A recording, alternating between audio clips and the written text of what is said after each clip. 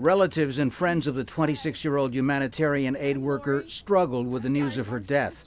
They tried to find some consolation in a letter that reached her parents last year. In Kayla's letter to Marsha and Carl, she wrote, "I have come to see there is good in every situation. Sometimes we just have to look for it. And right now, that's what we're all trying to do." The news of her death was confirmed in a private message from ISIL to her family. The White House said its intelligence agencies had verified her death, though not the cause or the time.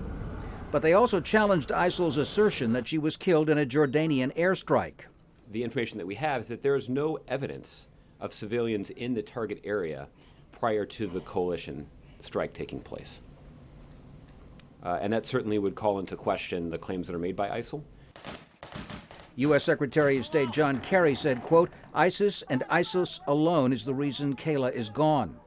Unlike the 3 Americans beheaded by ISIL, Mueller was never put on display. Her family had requested no publicity about her captivity in hopes of a deal for her release. But ISIL had demanded in exchange the release of an alleged al-Qaeda member, Afia Siddiqui, now serving an 80-year prison sentence for attacking U.S. soldiers in Afghanistan.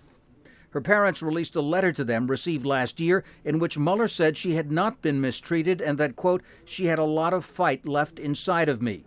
She continued, quote, "I do not want the negotiations for my release to be your duty. If there is any other option, take it, even if it takes more time. This should never have become your burden." Last year, a U.S. Special Forces mission reportedly attempted to free hostages, but they failed to find them at the targeted location in Syria.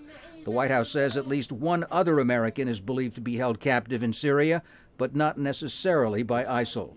Tom Ackerman, Al Jazeera, Washington.